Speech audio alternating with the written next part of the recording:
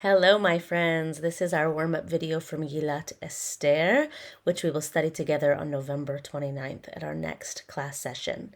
You probably feel a little bit differently about this warm-up video, with Esther being the most famous of the five Megillot. During our class session, we're going to stay with the characters, the women in the Megillah, Vashti, our first queen, Esther, our second queen, and Zeresh, Haman's wife, each three very different archetypal women that we are going to learn so much from by inviting them into our circle of dialogue. I want to give us a little bit of context in the warm-up video. The Book of Esther is a fascinating book for many reasons. Its structure is satire or farce, which is to say that it's funny. And if you're not reading it as funny, then you are missing the point. You're missing the joke. But once you read it as farce, you can what it opens up for us as a powerful political commentary, one that we'll find is resonant with the times that we have been living through. I'm sure that, like me, some of you felt that in recent years it was really only by watching comedy-based news that we could really get at the essence of the matter. But I digress. I want to start with the theological dimensions of the Book of Esther. So, famously, the Book of Esther does not mention the name of God, and God is rather behind the scenes. But if we go one step further than that, what we find is two diametrically opposed, fascinating theological phenomena, we'll call them. The first is that there are some who say that the names in the Book of Esther are meant to recall Canaanite gods, that the name Esther is the Canaanite goddess Ishtar, and that the name Mordechai recalls the Canaanite god Marduk, and that the names in the book are at least acknowledging an awareness of the ancient Canaanite religion that was side by side with the ancient biblical religion that we've been getting to know in some of our studies of Tanakh. Now, from a scholarly perspective, that theory doesn't really pan out, but it is fascinating, and it's noting something that the Midrash, our traditional collection of rabbinic commentaries on the Megillah, notices, which is that one of the themes of the Megillah is assimilation, and these are not Jewish names. So what we'll find when we open the Megillah is that Esther herself has a Jewish name, Hadassah, and then she has her name Esther. So that's our first theological thing, that we possibly have the name of a goddess mentioned.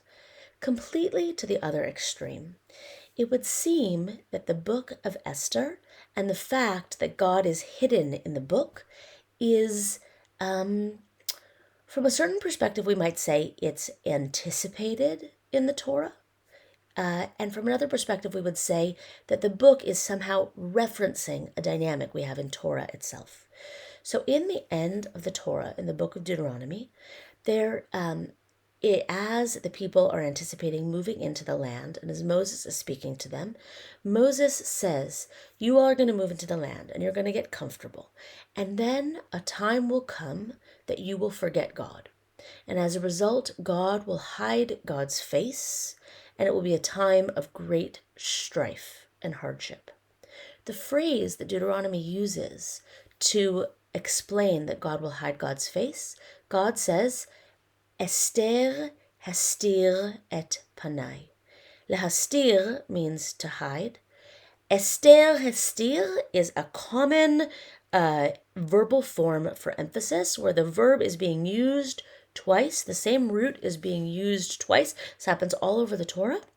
But in the repetition, we actually get the name Esther in the statement that tells us that God is going to hide God's face. So that is fascinating. It's fascinating from a biblically critical perspective, because it's quite a leap to say that the author of Esther was referencing this pasuk. And of course, it's a beautiful religious reading to say the other way around, that the book of Deuteronomy is actually anticipating the Megillah.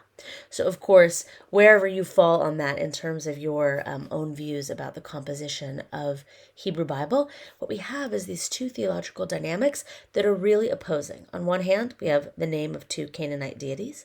On the other hand, we have this anticipation of a really profound theological statement, which is that sometimes God is there but can't be perceived, and that God hiding God's face is a deep reflection of the world, and the world that we might feel that we find ourselves in.